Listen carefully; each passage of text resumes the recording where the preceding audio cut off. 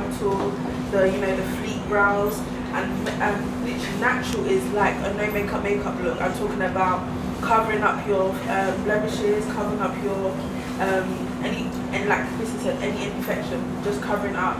So when people ask me, when my client asks me, oh, I really want a natural look, but I want to look like Kim Kardashian, I'm just like, it doesn't work like that. Like it shapes, isn't it? It just it frames the face. Yeah. Eyebrows Yes. literally frames the face. Yes. Eyebrows are so integral to even if your whole face and your whole makeup looks amazing, if your eyebrows look funny, your whole face kind of looks funny. So it takes away from everything else being in place. Now let's apply that to your real life. Let's say you have your self-belief in you and you believe in yourself thoroughly, and yet your frame of mind isn't correct, then your self-belief doesn't really equate to anything. So next to your eyebrows, write down frame of mind. So frame of mind means it's like a mood that you're in. Let's say when you want to study something, you're like, I need to get the right frame of mind to study.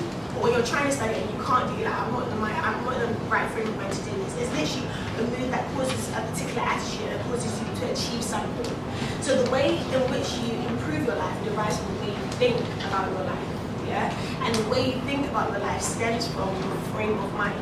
So if your frame of mind isn't correct, the way you think about things and the way you try to do things won't make sense.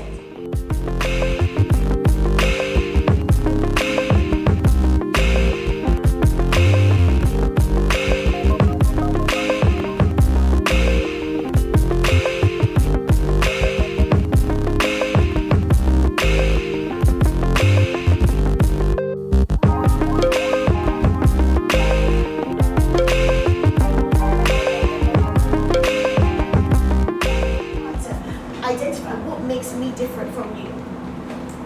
What do I have that somebody else doesn't have?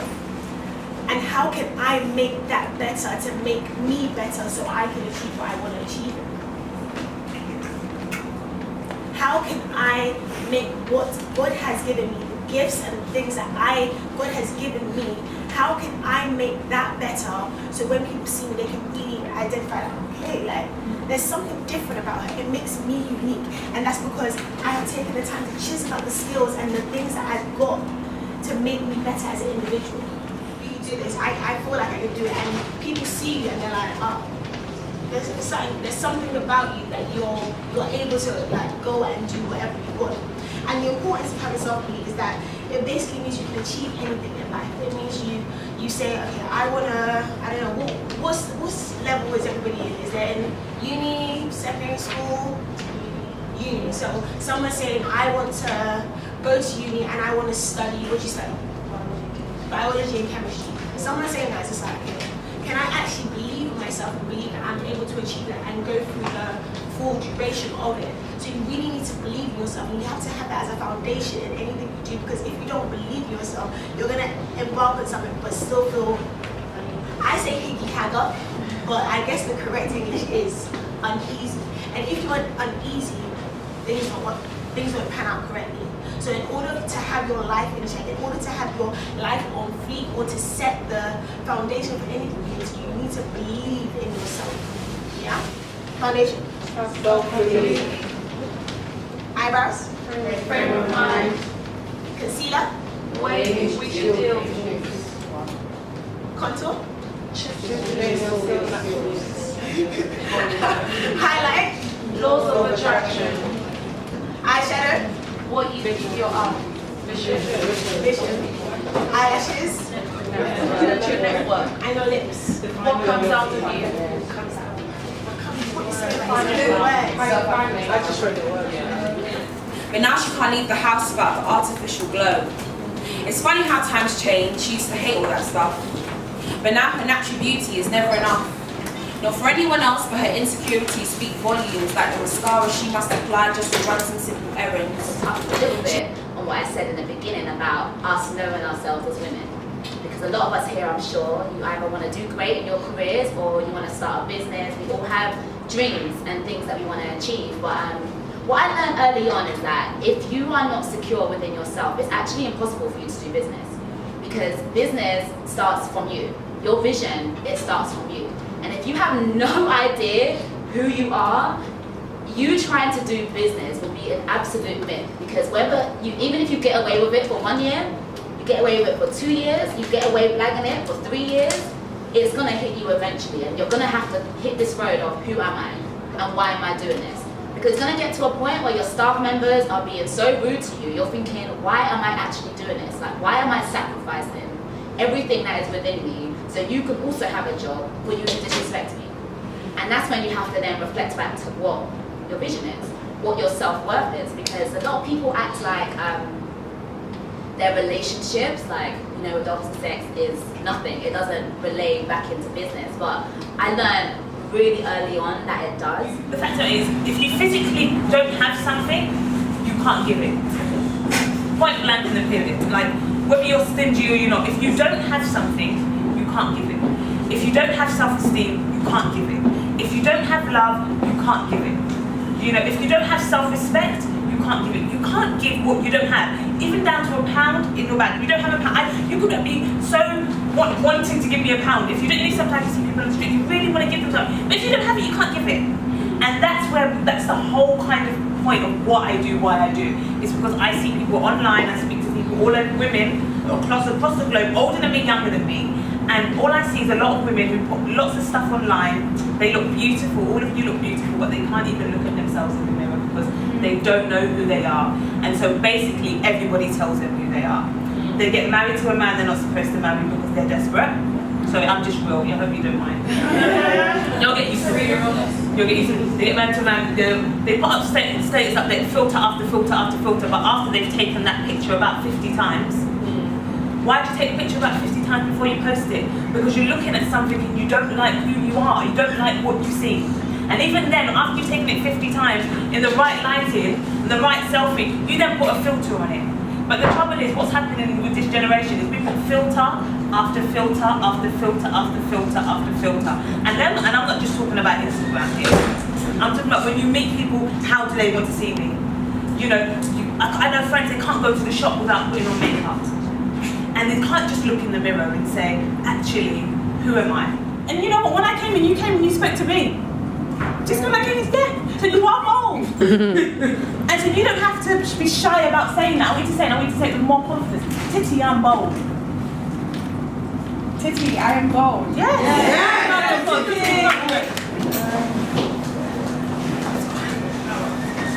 I think it's just because you don't do this often. So it's like when you actually look at yourself and see how amazing you are as a person and all that you can give if you really let yourself. Yeah, that's good. It's good. And I want you to say everyone's going to shout their own personal, affirmations. So what's made you so emotional?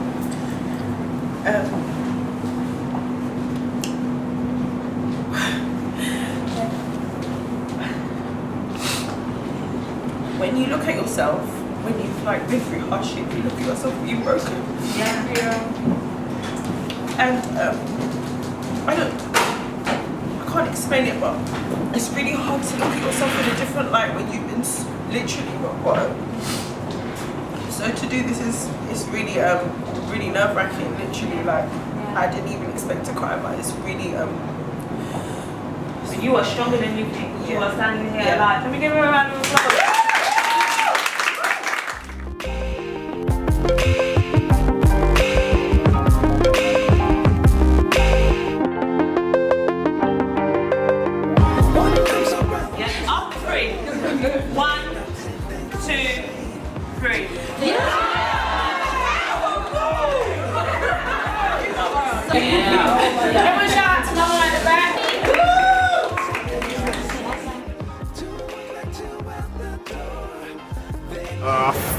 Despite them talking about makeup, I didn't know too much about makeup, but besides that, it was very inspirational. It's making me want to actually go and achieve what I want to achieve in life and use my skills to help others as well.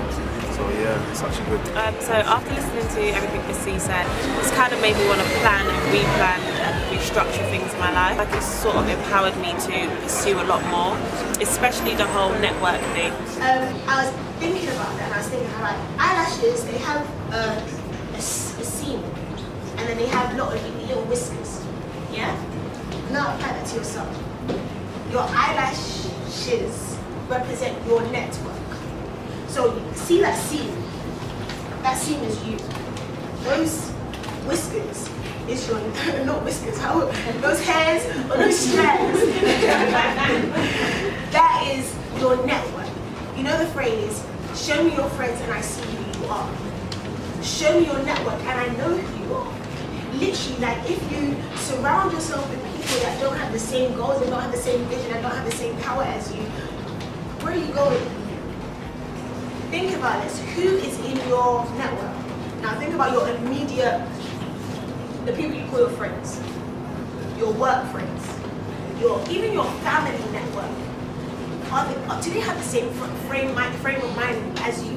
Do they have the same morals as you? Do they have the same vision as you? Do they have this? Are they on the same wavelength?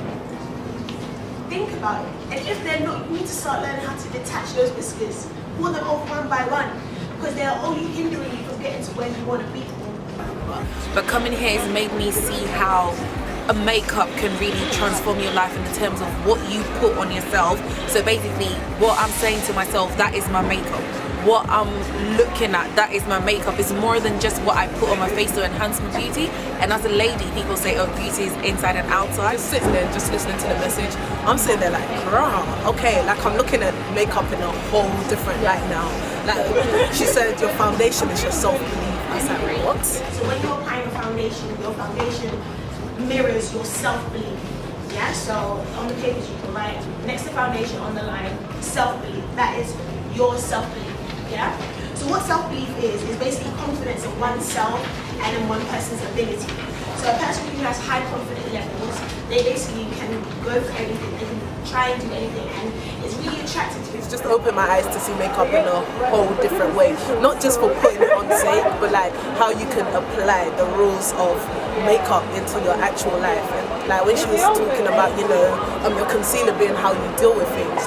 So if your foundation is to create a good base and to make it all even tone and to give a good, like a blank canvas for you to build upon and to make your face fleeky, but then it's not good enough to cover all the imperfections, wouldn't it be better to conceal these issues or deal with these imperfections before starting to build? You know what I mean? Yeah. Alright, so there's a group of people and of builders, and they have this really big plan, or this twin tower block that they want to build, and they're building upon a base that is not level, that has, let's say, porous soul, or that the soul isn't making sense, but yet they build on top of it, and they've got the finest windows, they've got the finest bricks, they've got the finest everything. Let's say they do it and they're successful in building. They're successful in building upon that foundation.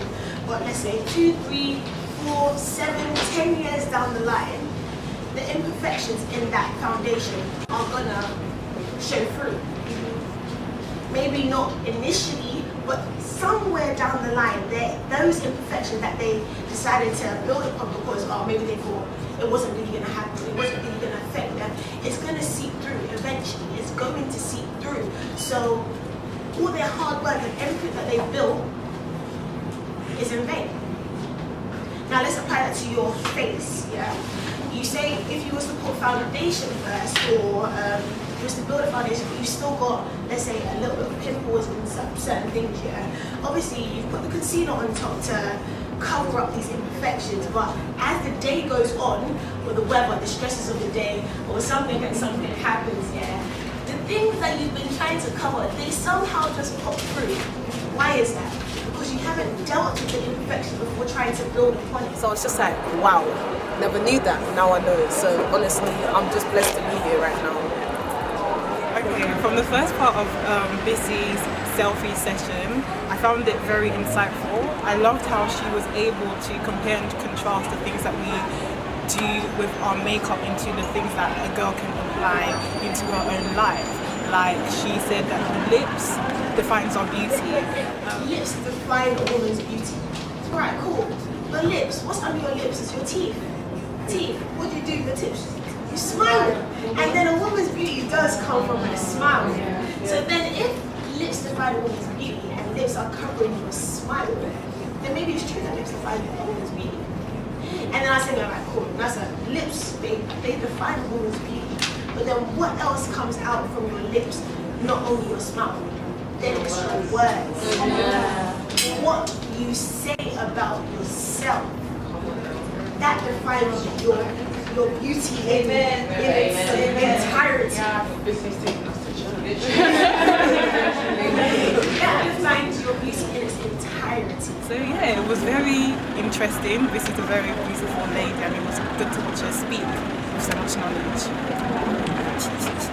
I learned that makeup is something that can empower you and not bring you down.